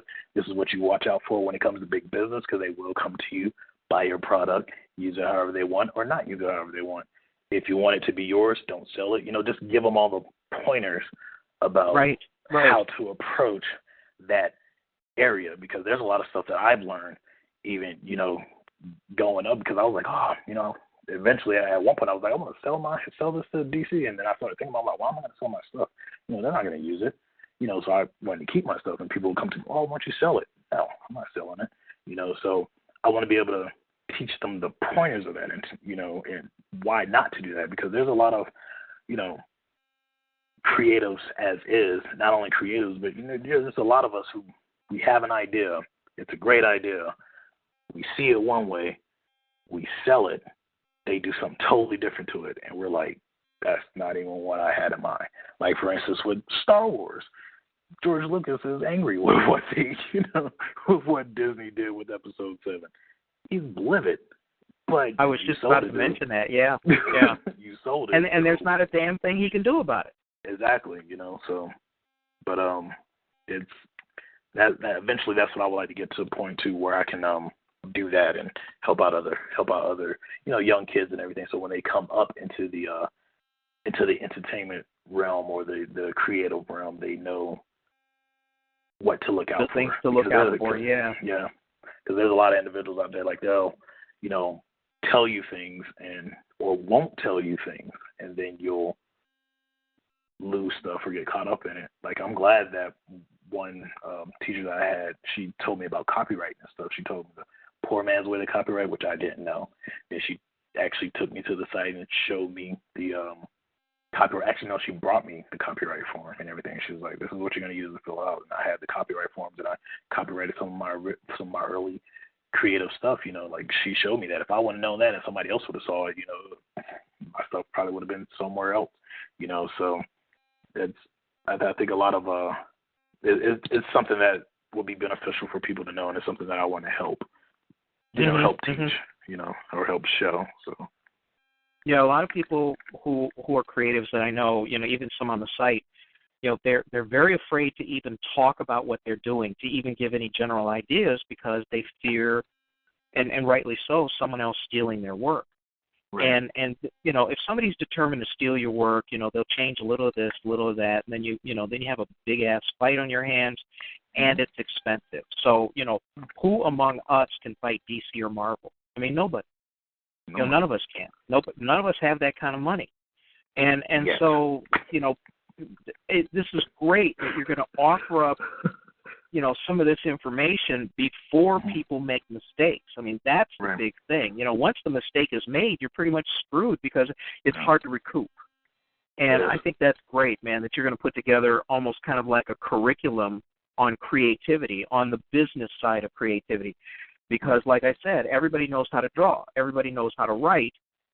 Whether they're good or not, that's a different question. But how many people know how to protect themselves? How many people... if they have a brilliant idea, let's be honest, creatives are needy little trolls. I'm a needy little troll. You're a needy little troll. I mean, because we want the attention, and we want the accolade, and in some cases, people are very willing to pretty much sell themselves out just to get a pat on the head. And it's human nature, and I didn't mean that in any insulting way. No, but we are needy, and it's a tough road to hoe what we chose to do. To go ahead and create a universe, create a storyline, to pack in the effort to create compelling characters, all of that. And then to see somebody who may have stolen it away from you, or stolen your idea in such a way that you know damn well they took your work, it's heartbreaking, and you want to hope that it doesn't ever happen again. So, there's reasons for learning about business. There's reasons, like she did. She told you, okay, this is what copyright is all about. If you're going to protect yourself, you have to do this. So, my hat's off to you for wanting to bring that kind of knowledge to younger creatives who really need to look at that. Sometimes, if you tell somebody, okay, you created something great, and somebody's going to come to you and they're going to hand you a check and say, hey, I want your stuff to do X with, and they don't realize that once they cash that check, the person who bought it doesn't have to do X with it. They could do whatever they want with it, and that's heartbreaking. Somebody came to me and said, well, what if Warner Brothers comes back to you and says, okay, we want Darkseid for the following reasons, and then they dangle that check in front of me. Because of what I know now, I'm not going to automatically just grab that check. I'm going to read the fine print. I'm going to see what my recourses are, and the line of, well, you can always create something new if somebody screws you. That's not satisfying. I'm not down with that, because if you put in that much, I came up with a unique plot. Do I want somebody to just take that and what if they want to give me $1 million? Well, $1 million doesn't go as far as it used to. Especially in this age. Yeah, and I have to think about, well, is that enough? Will that be enough? Does that make it worth my while to go to first of all hear my friends go, man, they screwed your story up. Yeah. Did you see that movie? There wasn't nothing of what you wrote in that movie, but it had your name all over it. It had, and that's a bitter pill. I'm sorry, go ahead. All your characters are changed, and you really can't say anything. And then there's the worst part where if you sell it, like a lot of people, like you said when you mentioned reading the fine print, like a lot of people don't understand. Like sometimes you'll sell it, and you literally are selling it. You have no more connection with it whatsoever. They strip your name off of it. It's theirs now. And they'll take, like, let's say you wrote a story and it's you had a black lead. Your lead is no longer black. Now your lead is from somewhere in Iowa. And you're like, yeah. Hold on. Oh yeah. That's yeah. not the person that I had. And it's the things that people have to learn. Just like if someone's coming, like first off, if someone is approaching you off tops, what a lot of people don't know is right there, you actually have the ball in your court. If someone's approaching you and say, hey, I like this, here's a check, would you sell it to me? How about instead of me selling it to you, I work with you and I come on as your full creative advisor and you stick to my story the way I want you to stick to my story. If they really want to buy it or they really want to put the money in your pocket, they'll go with that. If not, they won't. But in some cases, they can brush you off too, because Disney brushed off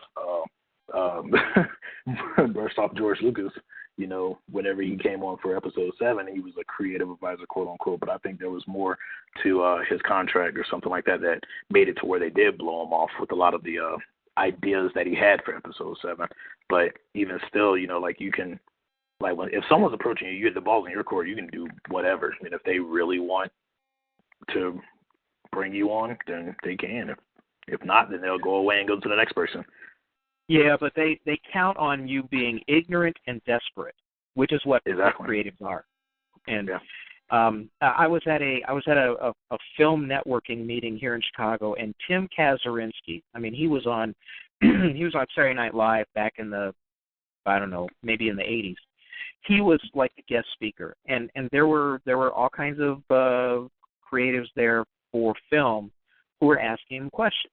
And one guy sat there and says, well, when you sell an option, can you put in the contract that you get to sit on set all the time to make sure that they're being true to your stuff? And I kind of just chuckled, and Kazurinsky didn't want to call the guy an idiot, but what creatives don't realize is, very few people, I can think of one that I know of who gets to do that. Stephen King gets to do that, but Stephen King is Stephen King. None of us are Stephen King. Exactly. So if Stephen King wants to come in and says, well, I want to make sure that my character's blah, blah, blah, more often than not, they're going to let him do that for two reasons. First of all, once they pump his name out there and this is a product of his, then they're going to get a certain amount of low-hanging fruit money, so it's no big deal. Plus, he knows the game. He knows what the expectations are.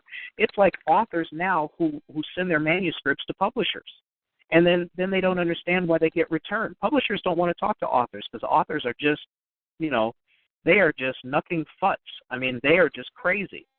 And so, that's why you have to have an agent, because agents know what the rules are. So, I mean, those are some of the things, that I mean, it's great that you're going to teach kids that, because they need to know.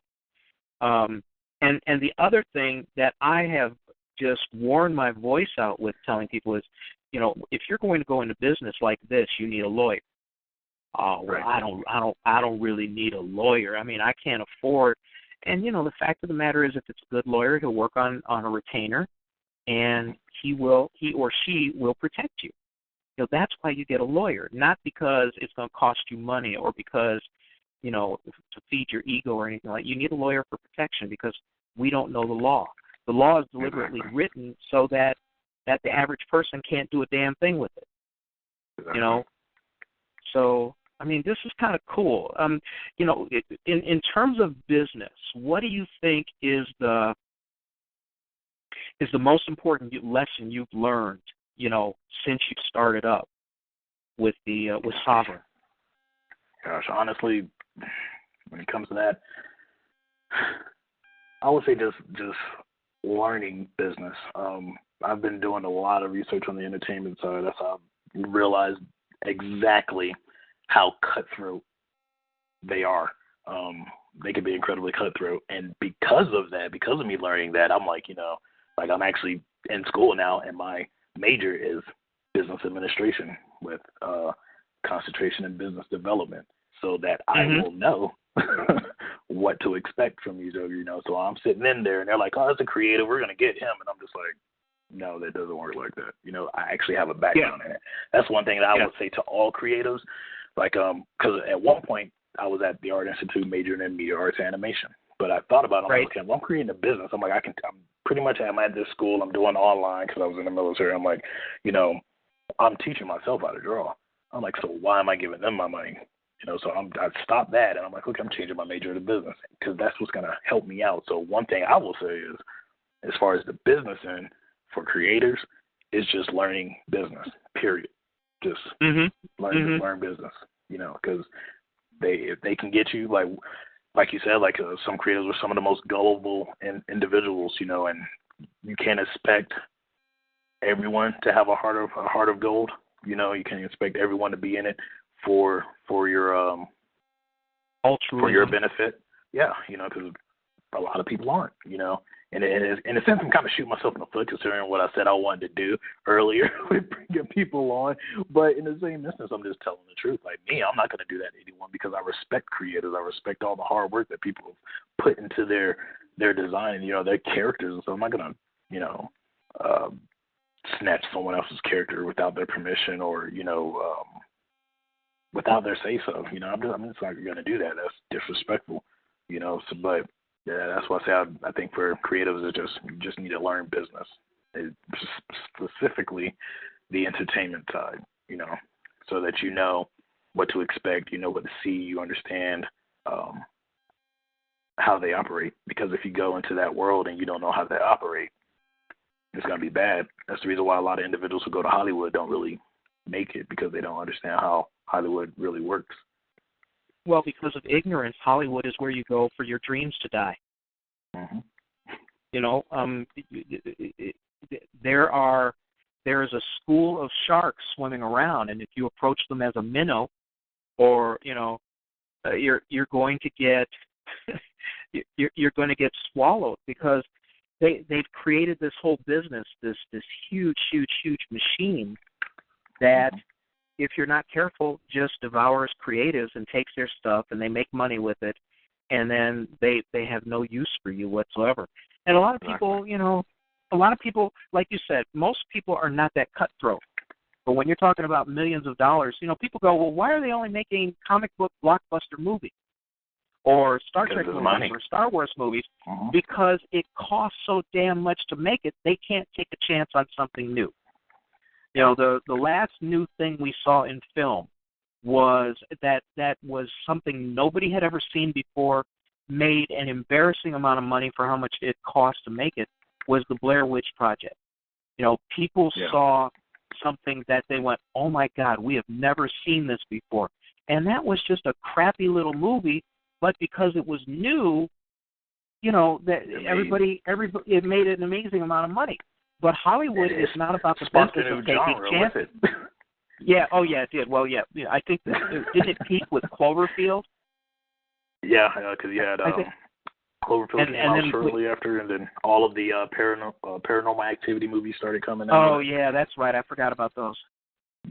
So. But the chances of you striking pay dirt like that are pretty slim because most Hollywood executives are pretty risk averse. They're not going to spend $100, $200, $300, $400 million on a movie unless they know that they're going to get $1.5 billion, $2 billion back, because that's just the economics. So if somebody does approach you, let's say somebody approaches me and says, hey, we want to make Darkseid into a miniseries. I'm going to want $5 million for the option. And the option expires in a year. I may win the lottery, I may not. As far as them not doing it for the year, and I got the money for nothing. But I go into that with my eyes open, knowing that once I take that check, they can just do whatever the hell they want with it. And I cross my fingers because A, they must have thought that they could make money off of it. But B, like you said, what if they made all the people in it? What if it's a whole bunch of Polish people on the backside of the moon who get discovered living there, blah, blah, blah, blah, blah, instead of black folks? So,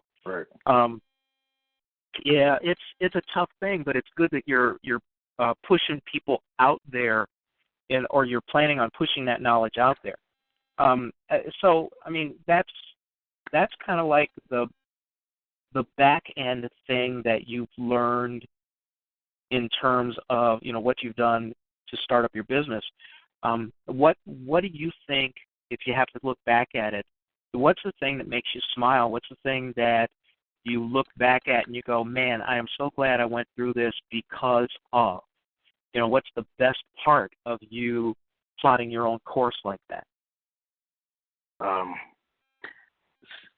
Actually seeing a lot of the characters, not only my characters, but some of my friends' characters as well. Like, I have a couple of friends who are actually in the chat room right now who have created characters to come into the comic universe. So to actually see that now there's a foundation to actually build and launch all of those characters forward, I mean, that's honestly why I'm glad that I kept pushing with it.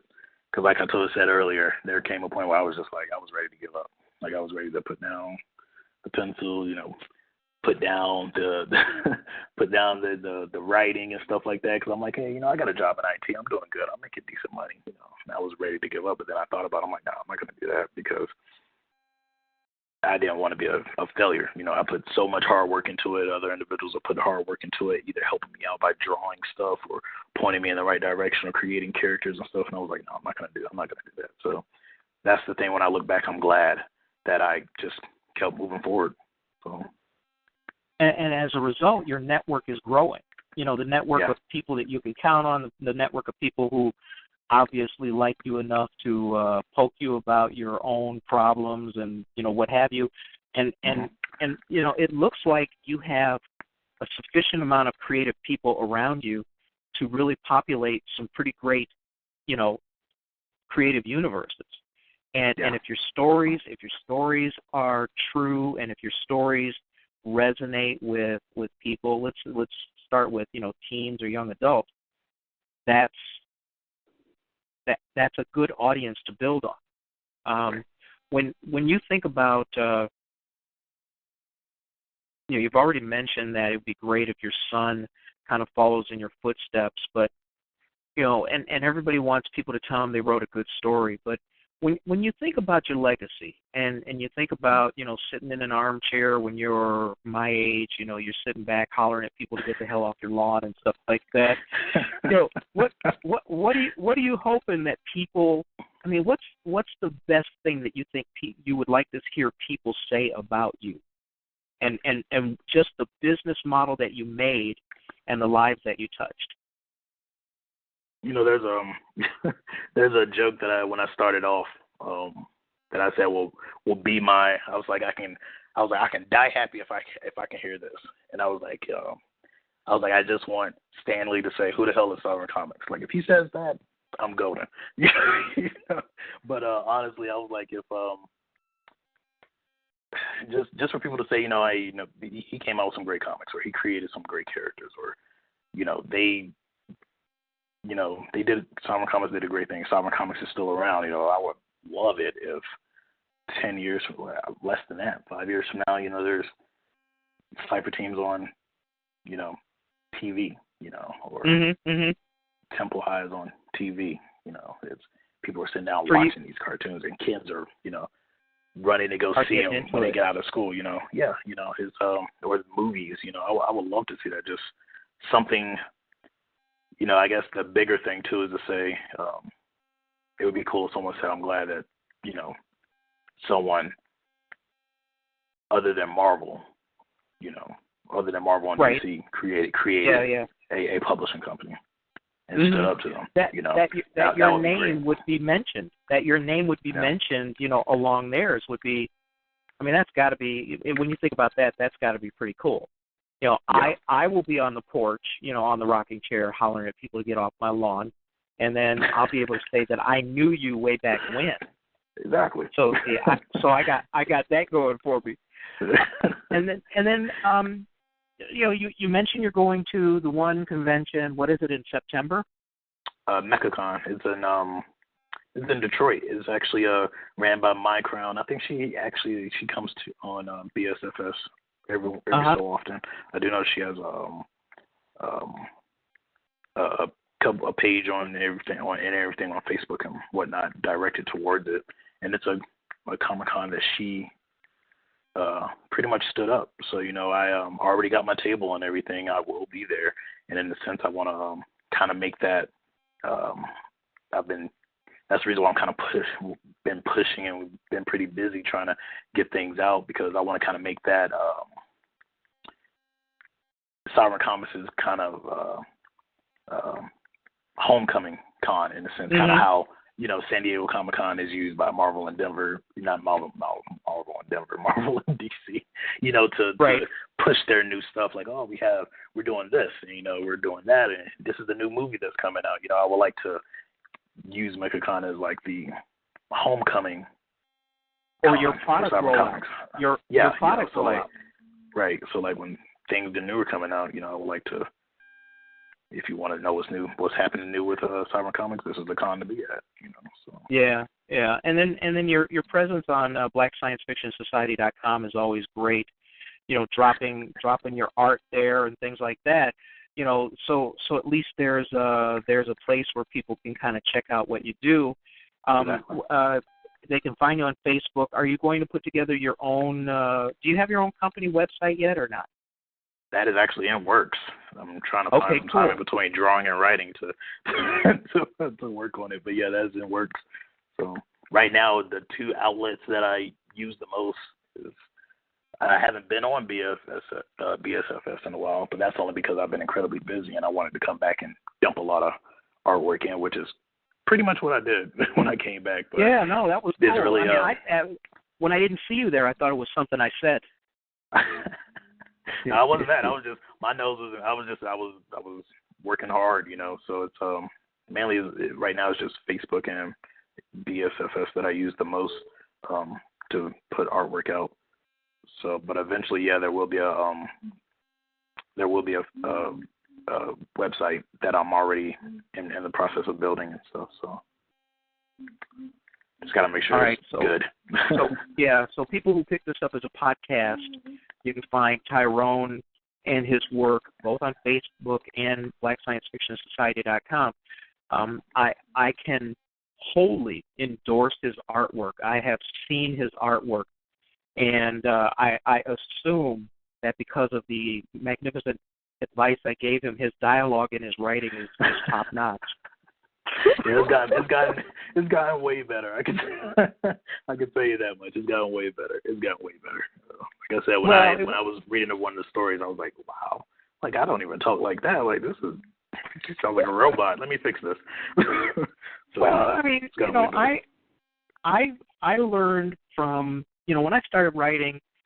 First of all, I didn't know a damn thing. I knew nothing. I just started typing, and as I went along, I was discovering things that I didn't know, and I didn't know about pacing, so I bought some really good books on novel writing and things like that. And I wasn't at all above trying to learn as much as I could to improve my craft. And I think that people who do that, obviously are going to end up with a better product, because the only person who I ever heard say that they didn't need any instruction at all and that they were just perfect and their college professors were right was somebody who, I just couldn't no longer believe in the industry.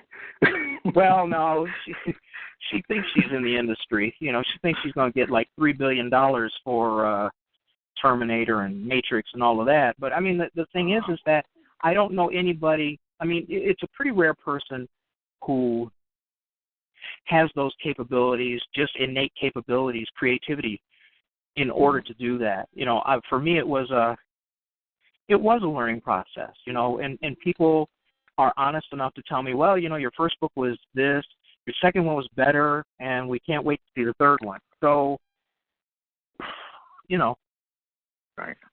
Somebody here wants to know, about your process, and if you could just, we're getting close to the end of the show, but in terms of your improvement from once you jumped out of the service and getting to the point where you were drawing better, and kind of the direction that other people kind of gave you, what were some of the best things, or at least the most significant things you learned in terms of both crafting a story and in terms of your artwork?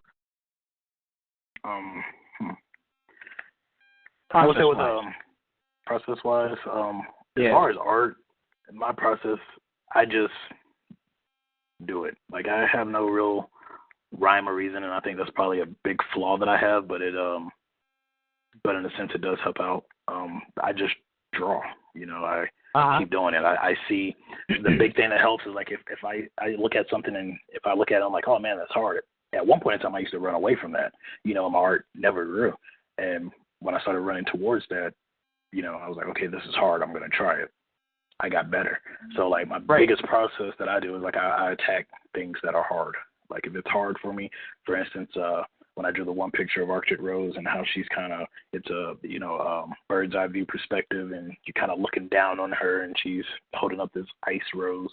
At first I would have never drawn that like 2 years ago, but I was like, in order for me to get better, I need to attack the things that are hard. So that helps. And then mainly just learning. So my process ultimately, as far as drawing, is to do things that I've never done before and to learn from others. So there's like a lot of other artists that I look at too, and I take advice from, or I look at their processes and everything, and I try to gear it to my own process or to my own way of doing things. And that's pretty much how I approach that. As far as writing, I would say my process with that is I usually create the characters first, if that makes sense. Like I'll like if a character pops up in my head, I'm like, okay, I got this character, and I'll start developing that character. And then I think, okay, where can this character go? Can I put them in their own story, or will they mesh well with another already created story? Like, and it's because of that thinking and stuff like that, a lot of my titles have come to be. Like there's one title that's scheduled to come out in 2017, and it's called The Wrangler, and it's pretty much going to be I'm actually going to go back to my roots and actually start writing horror again, and it's more in that aspect, you know, and I created this character, and I'm like, can I put him in Cypher Team? I'm like, nah, he'll stick out like a sore thumb. Can I put him here? Nah, that's not going to work, you know, so then eventually he created his own story, so I'm like, okay, now I have this character, his background is created, he has his own title. The next step, you know, after I create the character and realize that they can't go anywhere in another story, or that they can go somewhere. If they can't go anywhere, then I'll build them up even more, and then I'll try to title it, because I have this idea like if you name it, like I have this idea like if you name it, you won't get rid of it, and that's where a lot of people I think mess up with some things. Like they'll create something, but they'll never have a name for it. So it's easy to drop it. You know, you never named it. It's easy to drop it. You know, you really have no connection with it. But once you name it and you, in a sense, put a face to it, you're not going to just let it go so easily. And that's one of the things. That degree of ownership makes a difference. Right. Exactly. You know, and that's one thing that has helped me out a lot, because, like, with all these things, like I've had, you know, titles before I've had actual scripts, you know, and the reason why I do that is because if I actually, you know, put this face on it, it's gonna stay alive, and it's gonna breathe its own breath and do what it has to do. And that's how a lot of the stories I've done, you know, they've breathed their own breath, you know, they just keep going and keep growing and on their own, because I've, you know, just let them do what they do. So the voices talk to me. I so admire that process, because it is completely foreign to me. You know, my process is different, and so when I see how people do that, I'm amazed, and I'm a little bit jealous, because it's not something that I have mastered. And you know, I would like to think that I should be able to write anything, but it's just not true. Look, we're just about out of time here. I want to kind of close this out so that Jarvis can come in and tell us some new things about the new year. Okay. So I hope he's not downstairs getting ice cream or something like that. But seriously, Tyrone, man, this has been great. You know, it's been great having you and catching up with all of your stuff, because, like you said, you hadn't been around for a while. I'm glad that so much is going on with you, and you've got, you know, such a great amount of work and creativity ahead of you. I'm looking forward to it. I mean, and then think about the ambition of putting out 10 products in 2 years. That's huge. So I wish you the best on that, and you know that's from the heart. And I invite everybody to check out Tyrone's work on blacksciencefictionsociety.com, or find him on Facebook. And that is it's well worth a look, because it's very exciting stuff. I want to thank all of the people who have brought in the new year, this first show of the year. This is great. I love seeing people here listening live. I love the people who pick this up as a podcast, because they have a much, much better life than me and can actually do something else on a Friday night. Well, it's, you know, come on, man. I've been doing this for, over 2 years now. I've been sitting at home on a Friday night. Anywho, thank everybody. I want to thank everybody who listened to the show live, everybody who contributed to the chat in the chat room, and please tell your friends who are interested in, you know, Black creatives who are interested in sci-fi, fantasy, and horror, that this show starts right around 9 o'clock every Friday night, or almost every Friday night, and it's the only 2-hour interview show on the internet. And, you know, I get to interview some of the most creative people in the genres, and this is a pretty cool thing for me. So tell your friends, listen, you know, to the show, check it out as a podcast, and feel free to look at all of the work on blacksciencefictionsociety.com where the creatives have dropped their things. You know, I'm an author. I have some of my things up there. You know, there's artists, there's videographers, there's people who've done movies, TV shows. Please stop in and check it out. And if Jarvis is nearby, I want to invite him to come in and close out the show. Otherwise, he could be downstairs in his home getting some something to eat. Oh no, there he is. So go ahead, Jarvis, take it away. And see, you caught me because I was headed towards some chicken wings. Oh man. But I'm going to keep it brief. As always, I want to thank everybody for participating. Thanks for coming on, Ty and Will. Thanks for making it entertaining, as always. I really love this show. I love the site. I love the fact that we can come together and do some positive things and share the information with each other freely and everybody benefit. I'm just a black hippie like that, I guess. But anyway, But anyway, just to reiterate, we're, as of last year, we're a 501 nonprofit now, so feel free to send some money to keep this thing going. But it's not to make a big profit or anything. Like I said, I'm kind of a hippie. Everything that's made from the site, from the sales of different things, goes back into the site. It goes back into the book series. It goes into doing the magazine to keep featuring our creative people. It goes into the radio show, vicariously, I guess. But some of the new things that we're doing this year, it's kind of new and kind of old. We're still working on Fast and Furiously on Earth Squadron, our 3D film. We're breaking ground with some game programming. We're also doing some background tests and prototypes with toys.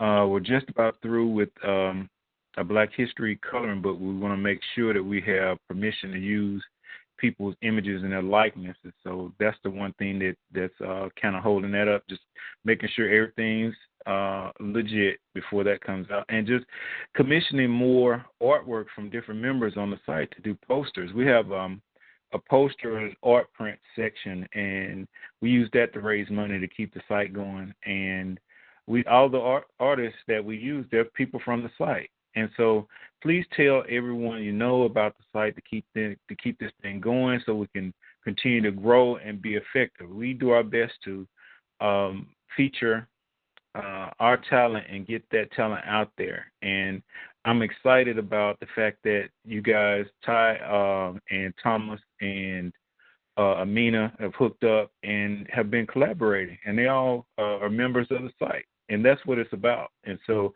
help keep that going along by spreading the word. And that's brief. Oh, I'm sorry. I had just run in the kitchen to go get something. What'd you say? I'm just kidding.